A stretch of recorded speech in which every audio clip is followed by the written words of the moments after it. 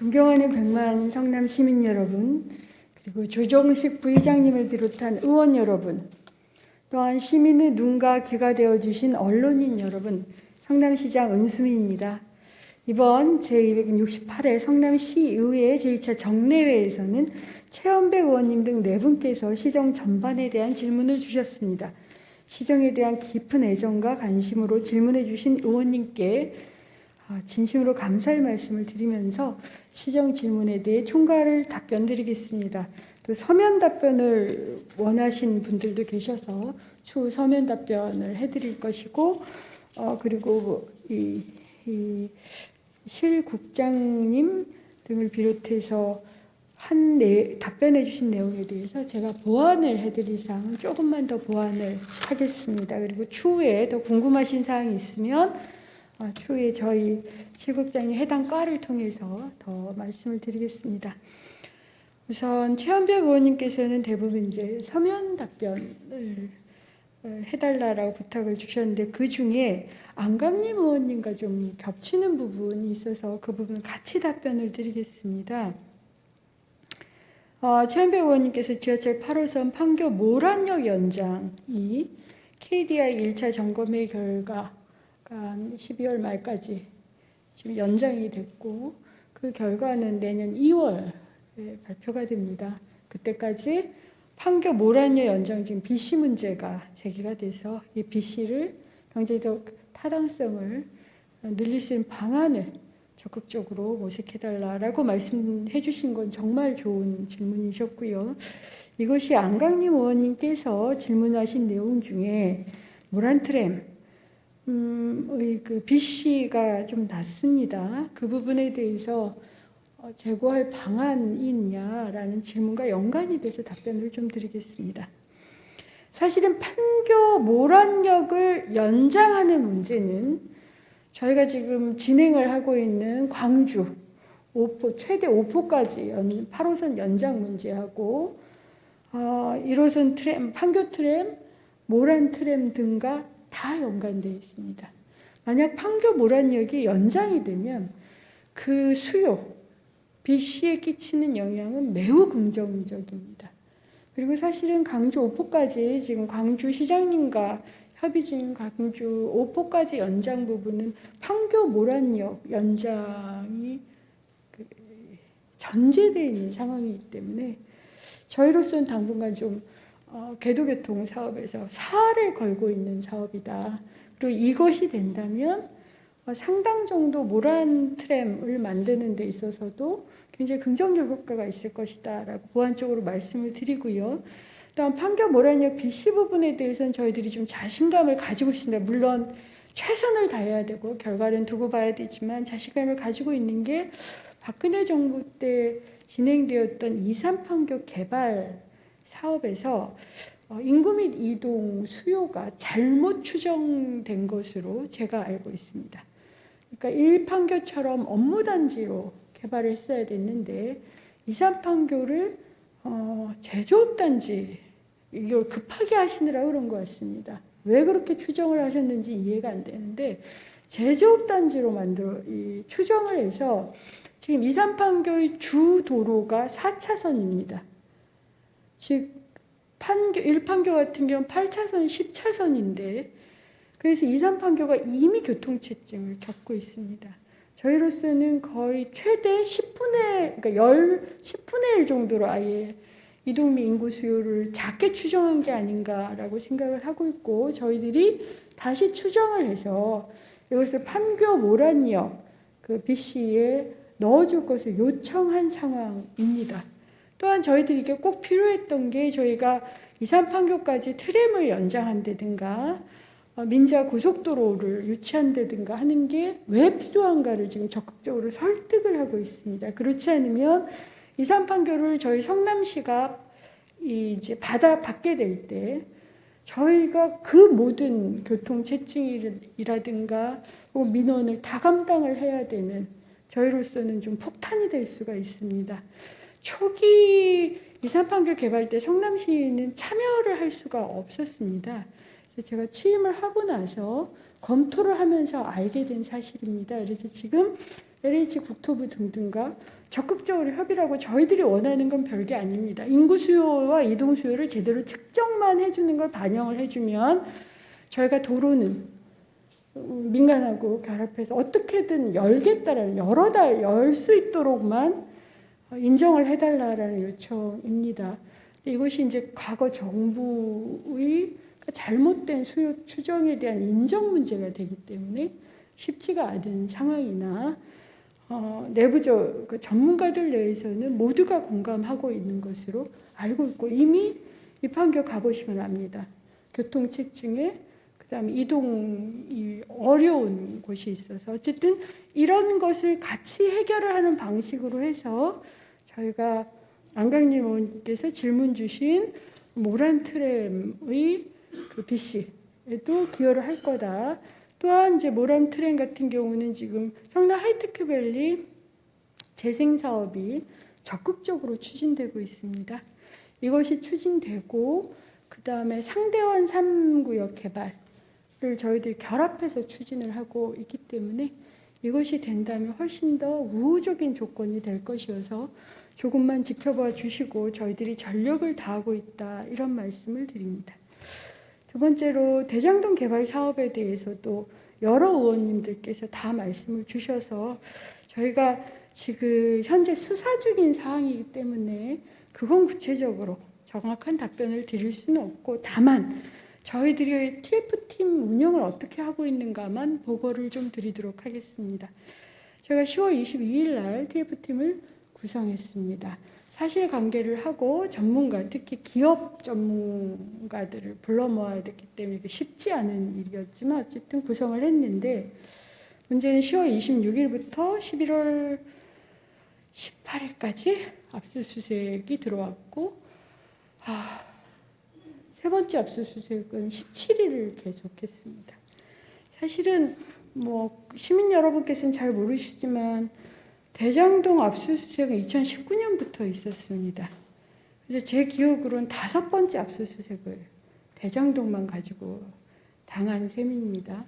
그러다 보니 관련 자료가 없는 경우도 있고 혹은 그 관련 자료의 대부분이 성남호텔에 있거나 혹은 도시개발공사에 있거나 해서 TF로 구성해서도 난항을 좀 겪긴 했습니다만 어쨌든 도시개발공사의 여러 가지 손해배상 문제에서부터 뭐 여러 가지 촉구를 했습니다. 그 결과 지금 도시개발공사를 중심으로 해서 저희가 저희 권고사항들을 점검하고 이행 중인 것으로 알고 있습니다. 가장 중요한 것은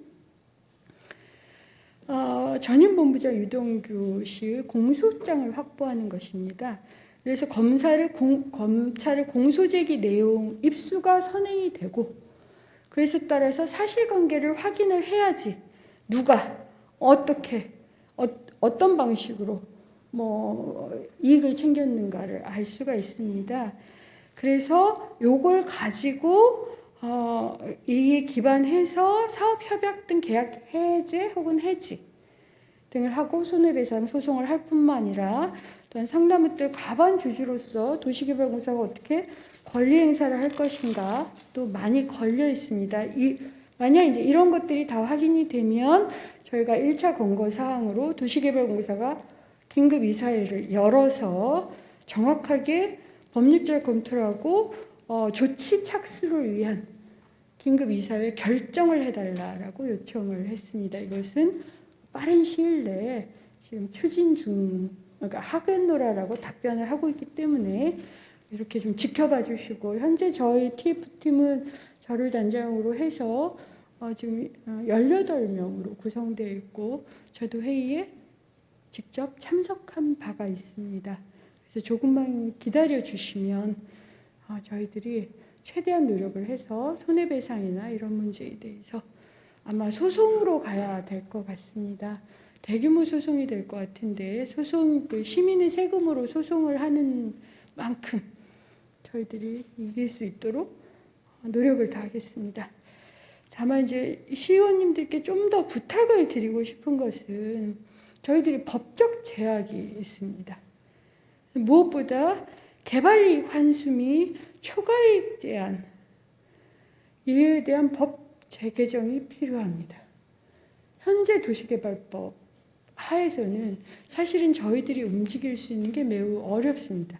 그래서 저희도 국회 얘기를 하고 있지만 성남시의회 차원에서도 지금 국회에서 그런 법 개정이 적극적으로 이루어져서 저희들이 시민에게 좀 더 기여할 수 있는 길을 열 수 있도록 도와주십사 하는 부탁을 드립니다.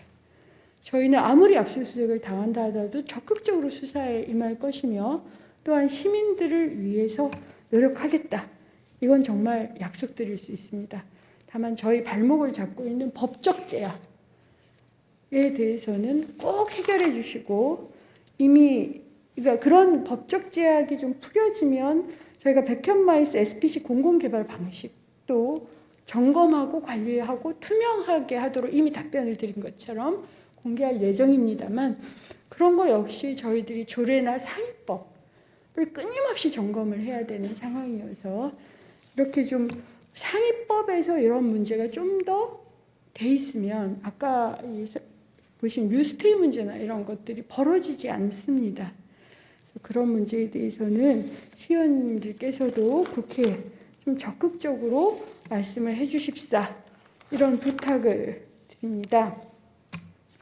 그리고 나머지 대원 근린 노후화라든가 이런 문제에 대해서는 이미 충분히 답변을 들으신 걸로 알고 있고 저도 상대원동에 살고 있기 때문에 내년 상반기에 이게 매입이 완전히 끝나면 중원 청소년 수련관서부터 성남 종합운동장까지 약 5.8km입니다.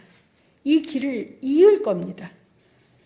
그래서 저도 기대를 하고 있습니다. 지역 주민으로. 아마 원도심에서는 이 정도의 숲길이 만들어지는 경우는 처음이 될 것 같아서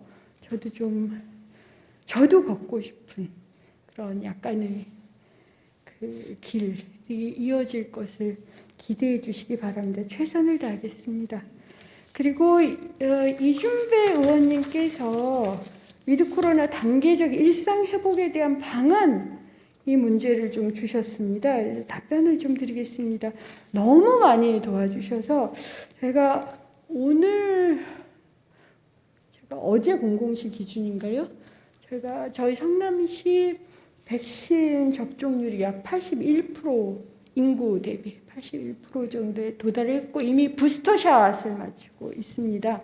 그럼에도 불구하고 확진자가 늘어나고 있는 건 전국적인 현상이고 성남에서의 현상입니다. 성남에서도 그러합니다. 그래서 저를 단장으로 하고 부시장님을 부단장으로 하는 코로나19 일상회복 추진당을 구성해서 단계적 일상회복을 이행하고 있습니다. 여기에는 이 추진단은 재정경제, 교육문화, 행정복지, 환경보건본부를 두고 각 본부 아래 경제민생분과, 사회문화분과, 자치복지분과, 방역의료분과 이렇게 4개 분과를 또 둡니다.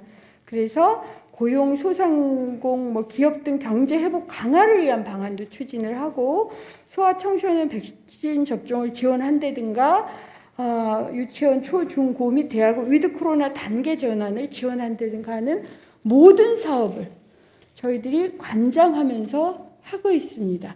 2년간 시의회와 시민 여러분의 도움으로 저희들이 코로나 정선에서 충분히 관리를 해왔기 때문에 코로나19 일상회복 추진당을 통해서도 충분히 관리 가능하다고 생각하고 있습니다. 그래서 그동안 우리 시에서 11월 1일부터 순차적으로 체육시설 199개소, 경로당 383개소, 사회복지시설 845개소, 공공도서관 15개소 등 공공시설 1544개소 운영 재개했습니다. 그 다음에 또한 이 예방접종 완료자가 식당과 카페를 방문 시 사용할 수 있는 테이블, 예방접종 완료 테이블 안내판이라는 것, 이런 소소한 것까지 11,160개소 업소 최대 5개씩 총 5만 개를 배부하는 등 하여튼 저희들이 필요한 것들을 다 지원을 하고 있습니다. 그리고 성남형 5차 연대안전기금을 지원할 계획입니다. 약 85억. 저희들이 사실은 예산을 조금 더 해보고 싶었는데 이게 올해까지 써야 되는 예산이어서 더 이상 할 수는 없었습니다. 요구는 굉장히 많았습니다만 그래서 최대한 편성할 수 있는 게 85억이었습니다. 저희 성남시 연대안전자금은 지원금을 항상 원칙이 있습니다. 위험에 비례한다. 더 위험한 사람부터 먼저 지원한다라는 것이 저희들의 원칙입니다. 그래서 올해도 5차까지 지원이 됐고, 이 5차 연대안전기금도 어려운 분들, 사각지대를 중심으로 할 거고요. 그 다음에 이제 저희들이 또 관심을 가지고 있는 게 재택치료 지원 전담 TF입니다. 아마 이미 알고 계시겠지만 확진자가 늘어나면서 저희가 그 확진자 중에 일부, 즉 70세 이하 무증상이라든가 경증 환자들은 가정 내에서 치료를 하는 방식으로 전환하고 있습니다. 그러니까 선택하시는 분들이 적어도 지금 성남시에서 확진자 중 17.8% 정도입니다. 예전보다는 조금 나아졌습니다. 그래야지만 위중증 환자들께서 병상을 얻지 못해서 발을 동동 굴리는 일은 없을 것입니다. 그래서 이러한 이제 재택 치료를 하시는 분들을 지원하기 위해서 수정중원구는 성남시 의료원하고 협약을 맺었고요. 분당구는 재생병원하고 협약을 맺었습니다. 그래서 이런 지원센터가 이 가정 내에서 재택 치료를 하시는 분들을 끊임없이 점검을 하고, 만약 이분들이 위중증으로 가게 되면 그때 병상을 빨리 확보해 드리는 방식으로 저희들이 노력을 하고 있습니다. 만들어진 이게 좀 정착이 지금 되어야 되는 상황입니다. 그리고 정부에서도 이 재택 치료 지원에 대해서는 굉장히 조금 집중을 하고 있는 상황으로 알고 있습니다. 그래서 저희 역시 병원하고 협력을 해서 저희들이 확진자 한 60% 이상 추후에는 재택 치료의 방식으로 전환할 수 있도록 더 노력을 하겠습니다. 여기서 이제 문제가, 물론 저희가 예방접종센터는 10월 30일 일일자로 이제 끝이 났지만 여전히 보건소 혹은 전문 인력이 굉장히 부족합니다. 그 부분에 대해서는 지금 어떻게 하고 있느냐면 인력 지원 계획을 구체적으로 수립을 했습니다. 예방접종 센터의 업무 종료의 이제 복귀 인원이 우선 있고요. 그 다음에 수습 공무원, 지금 현재 발령이 안 난 수습 공무원들이 있습니다. 수습을 하시겠느냐라고 질의를 했더니 다행스럽게도 10여 명 정도가 보건소에서 수습을 하시겠다고 해서 그런 신규 수습 공무원 인력을 파견하는 방법. 그 다음에 이제 이 재택 치료 지원 센터를 완전히 그 기존 보건소 인력과 분할을 시키면 인력 증원의 효과가 있습니다. 그래서 그런 방식으로 해서 하는 거. 그다음 마지막으로 3개월에 한 번씩 순환 보직을 하는 것을 저희들이 지금 보건소에, 그러니까 누구는 하고 누구는 안 하고 이런 게 아니라 아예 그렇게 순환 보직을 하면 3개월 동안은 굉장히 강도 높은 업무를 하셨다가 나머지는 그 다음에는 조금은 휴식을 취할 수 있는 이런 조금 쉬운 업무로 갈 수 있도록 저희들이 이런 이제 고려를 하고 있다라는 말씀을 드리고요. 마지막으로 김명수 의원님께서 여러 가지 굉장히 좋은 제안을 해주셨고, 특히 재건축, 재개발, 리모델링 관련해서 좋은 질문들을 해주신 점 감사를 드리고요. 아시겠지만 저희 분당구 쪽은 지금 리모델링이 굉장히 전국적으로 관심을 받고 있습니다. 그리고 저희가 한 리모델링 기금이 540억 정도인데 이제 1,000억 정도로 확대를 해서 지금 계속 확장되고 있는 상황입니다. 그리고 리모델링 전문 지원 센터도 만들고 전문가들하고도 결합을 했습니다. 법제도 문제가 있긴 합니다. 수주축축 문제가 여전히 남아있긴 합니다만 저희로서는 굉장히 지금 반응이 호의적이어서 훨씬 더 적극적이고 집중적으로 지원해서 분당구의 시민들 주거환경 개선을 위해서 노력을 하겠노라라는 말씀을 드리고요. 그다음에 이제 수정중원구는 그동안 재개발 재건축이 중심이었습니다. 이건 별 무리 없이 진행이 되고 있습니다. 근데 이제 새롭게 지역주택조합의 형식이든 여러 가지 형식으로 지금 두 가지가 소규모 블록 개발의 형식인데, 하나는 이제 가로정비 계획으로 가는 거 있고 또 하나가 3080 재개발, 이건 이제 정부가 적극적으로 하는 겁니다. 가로정비 사업은 뭐 아시는 분은 굉장히 잘 아시겠지만 저희들이 처음에 이게 굉장히 난감했던 게 재개발, 재건축은 법에 규정되어 있습니다. 몇 미터 도로가 있어야 된다. 지하주차장 얼마가 확보가 돼야 된다. 녹지는 얼마가 있어야 된다. 그래서 매주 쾌적한 주거 환경을 만들고 용적률이나 이런 것도 많이 거기에 맞추어서 이렇게 조정을 할 수 있어서 쾌적한 주거 환경을 만들 수 있는데 가로정비 사업은 이런 법규가 없습니다. 그러다 보니 이제 저희들이 신청을 받는데 어떤 문제가 생겼냐면 보통 이제 재개발은 1000세대를 한다면 1000세대 전체가 어떤 식으로 쾌적한 환경을 가지고 뭐 내부도로, 외부도로, 지하주차장, 공원 이런 걸 만들 수 있는지가 이렇게 시뮬레이션으로 그려집니다만 가로주택 정비 사업은 예를 들어서 향후에 1000세가 될지라도 100세대가 먼저 합니다. 그리고 이 100세대가 예를 들어서 지금 수정중원구에 6m 도로, 그러니까 인도가 없는 좁은 2차선 도로가 꽤 많습니다. 이것 때문에 사고가 많이 나고 있는데요.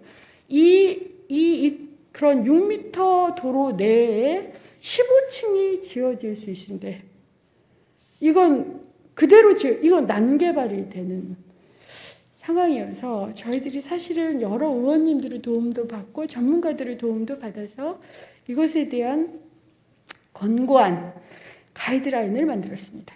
가이드라인을 만든 결과는 지금 현재 12m에서 18m 도로, 그러니까 최대 3차선의 양쪽 인도가 있는 걸 확보를 하고 그 다음에 지하주차장을 확보를 하는 방식인데 그러려면 조합원들께서 공공기여를 하셔야 됩니다. 땅을 내놓으셔야지 도로를 만들 수 있잖아요. 물론 저희가 도로들을 다 지원해주고 지하주차장도 지원을 한다 하더라도 그래서 이것을 용적률의 인센티브를 좀 드리면 플러스 마이너스가 제로가 되는 즉 기반시설을 풍족하게 확보를 하신다 해도 크게 더 돈을 내시지 않아도 되는 방식의 가이드라인을 적극적인 권고사항입니다. 이건 법규는 아닙니다. 상위법이었기 때문에 하지만 매우 적극적인 권고사항을 만들었고 이 내용이 알려져서 저희들이 중앙부처로 대상을 받기도 했습니다. 그래서 이렇게 방안들을 좀 만들어가면서 저희들이 수정중원구는 재개발, 재건축, 가로정비 사업 혹은 3080 재개발 사업을 좀 결합을 해서 주거 환경을 적극적으로 개선하는 사업을 하고 있으니 이것도 많이 관심을 가지고 지켜봐 주시고 여기서도 다들 그런 말씀을 하십니다. 요즘 성남이 재개발, 재건축이 워낙 많아지다 보니 뭐 특혜십이라든가 이런 게 많이 있지 않겠느냐. 그래서 저는 항상 시의원님들에게 투명하게 공개를 하고 저희들이 관리를 하되 그런 이게 대장동, 유스테이 이런 것 때문에 움츠러들지는 않도록 적극 행정을 할 수 있도록 저희들이 열심히 하겠다라는 말씀을 드립니다. 끝으로 두 가지를 더 말씀드리겠습니다. 아시겠지만 이번에 법이 개정돼서 의회 지원이 가능해졌습니다. 그래서 저희가 지금 공무원이 정원이 3,302명인데 10명 의회 지원 전문 인력입니다. 3,312명으로 하려고 하고 저희들이 정말 능력 있는 분들, 이거 공채인데요. 뽑아서 의원님들의 의정활동을 적극적으로 지원하겠다라는 말씀을 드리고 또한 저희가 지금 박안주 의원님을 비롯해서 여러분들께서 50만 인구 도시 이상 도시부터 연구소를 만드는 법 개정안을 내놓고 계십니다. 이것 때문에 50만 이상 대도시 협의회 회장단이 저도 같이 있었습니다만 두 번에 걸쳐서 박안주 의원님실 그리고 송영길 대표님 이렇게 만나 뵀습니다. 만약 연구소까지 만들어진다면 저희가 의정활동을 더 지원할 수도 있고요. 추후에 지금 이제 특례 문제로 저희들이 여전히 행안부하고 협의 중입니다. 특례 문제까지가 확보가 되면 제가 3종 세트가 돼서 저희 집행부에게도 물론 이런 여러 가지 큰 사업을 하는 집행부도 더 현명하고 지혜롭게 시민을 위해서 노력할 수 있지만 또 의정활동을 더 도와드릴 수도 있을 것 같아서 좀 기대해 주십사. 저희들이 최선을 다하고 있다라는 말씀을 드립니다. 마지막으로 제가 시정연설을 하면서도 말씀을 드렸는데 사실은 41개월째 압수수색이 16번이고 저에 대한 고소고발이 30건이 넘었습니다. 그러다 보니 주변에서는 일주일에 한 번씩 고소고발이 벌어지거나 압수수색이 이루어지는데, 왜냐 압수수색이 이게 하루에 끝나지 않고 무려 17일간 계속되기도 합니다. 그러면 성남은 일을 하겠느냐, 이런 우려를 또 시의원님도 혹시 가지고 계실까 봐 제가 분명히 말씀드립니다. 성남은 웬만해서 정말 지금까지 41개월 더 못한 일이 없습니다. 기억하실지 모르지만 GTX D 노선에서 시위를 하실 때, 제가 그때 좀 죄송하긴 했습니다만 그때 시위를 하시던 분이 성남은 다 하는데 왜 우리는 이 D 노선이 안 되냐라고 얘기를 하셨습니다. 맞습니다. 성남은 지금 궤도 중심으로 해서 교통사업을 12개 정도를 하고 있고 지금 계속 추진 중입니다. 예를 들어 판교트램은 안 되면 우리 돈으로 하는 것에 대해서 동의를 해주셨고, 그 다음에 GTX A 노선 되고 있고, 남위례역 12월에 들어올 거고, 하여튼 이렇게 성남은 다 합니다. 심지어 SBRT조차도, 성남 특혜 논란도 있었는데 SBRT가 신도시에만 다른 데는 다 들어왔습니다. 전국적으로 4곳을 한 걸로 알고 있는데 구도심에 들어온 경우는 성남만 유일합니다. SBRT까지 성공적으로 업무를 진행하고 있고, 기억하실지 모르지만 제가 취임하고 나서 한 달 만에 고도저항수 처리장 비용 140억 가져와서 이건 시작이 됐고, 28년 된 성호시장도 내년에는 삽을 뜹니다. 그렇게 여러 가지 묵혀둔 사업까지 거의 하지 못한 것이 없습니다. 물론 압수수색이나 고소고발 때문에 공무원 동료들이 굉장히 어려웠습니다. 또한 시민들께 굉장히 죄송합니다. 저희가 지금 자료를 제출하느라고 거의 일을 못하거나 밤을 새워야 되는 경우도 있습니다. 모든 국회의원이 다 요구를 하시는구나라고 생각이 들 정도로 한 2달 가까이 계속 자료 제출도 해야 되고 이런 어려움이 있습니다만, 그래서 좀 더 잘하고 좀 더 하고 싶은 것을 못한 것은 있을지라도 우리가 해야 될 것을 하지 못하는 경우는 아직까지 없습니다. 그래서 제가 과감히 말씀드려요. 성남은 다 합니다.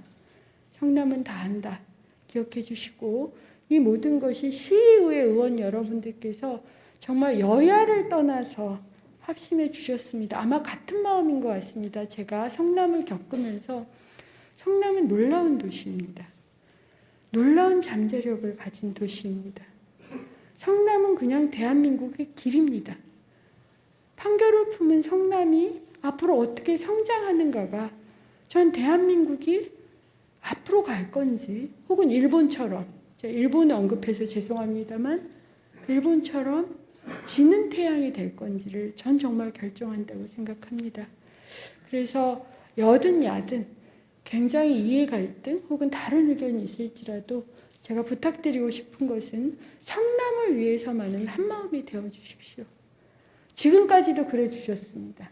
성남을 위한 정책에 여든 야든 큰 반대 없이 합의를 해주신 것도 성남이 얼마나 놀라운 도시인가를 알고 계시기 때문입니다. 제가 41개월 동안 성남시장으로서 성남을 겪으면서 이렇게 역동적이고 이렇게 위대하고 이렇게 놀라운 가능성이 있는 도시, 시장이고, 또한 공무원들이 비록 50만 인구 도시라는 행정 규제에 묶여있긴 하나 헌신적으로 노력하고 있습니다. 부족함은 많지만, 그래서 그런 걸 널리 살피셔서 성남을 위해서는 한마음이 되어 주십시오. 시의원님들께서 성남의 미래를 만들어 주실 거라 믿습니다. 저희가 그동안 수없는 이런 논의를 통해서 많은, 저는 동의의 수준이 매우 높아졌다고 생각해야 합니다. 어떻게 가야 될지, 왜 아시아 실리콘밸리라고 이름 붙였는지, 왜 아시아가 대한민국이 유럽이나 미국이 아니라 아시아나 대한민국의 향후 지구의 미래를 주도한다고 생각을 하는지, 성남이 대한민국이 그럴 것이라는 걸 저는 시의원님들께서도 확신하고 있다고 봅니다. 그래서 다시 한번 부탁드립니다. 성남은 다 합니다. 여러분들께서 계속 지켜봐 주시고 손잡아 주시기 바랍니다. 예, 그리고 항상 건강하십시오. 감사합니다.